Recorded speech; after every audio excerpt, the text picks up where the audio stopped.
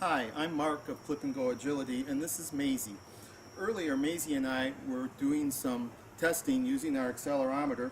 We were evaluating jump heights, so I had a set of jumps set up in a slight arc, and we were running her across it. After I got the data into the computer and looked it over, I found something rather unexpected that really didn't have anything to do with jump heights, but I thought you might find it interesting. Why don't you take a look? Good girl. So as we were shooting the video and collecting data, I felt really good about how things were going.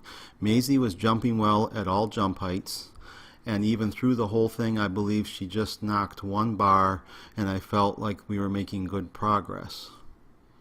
The problem came up is when I started to look at the data. As you look at this next video here, you'll notice that spike at the end. And what was happening here was I decelerated at just the wrong time, and you can see how hard she hit the ground. Here it is in even slower motion so that you can see exactly what happened. We didn't have this problem at every pass. In some of the passes, as in this one right here, you don't see any kind of a slowdown from me, and as a result you don't see the spike on Maisie. Even at 16 inches she would show me a spike if I decelerated at the wrong time.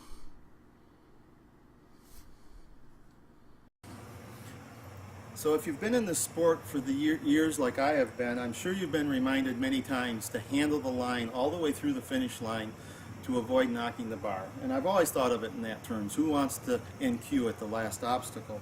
But after watching this video here today, I realized that there's some low-hanging fruit here as it relates to reducing the impact on our dog. When I handled the line properly, the jump looked like any other one that was in the midst of the line of jumps. But when I decelerated at an inappropriate time, kind of throwing a curve at Maisie here, she had to pull up, and the spike in the impact that she felt was 80% higher than it was on a normal jump. That's even more reason now to handle that line properly. I know I have a show this weekend, and that'll be a goal.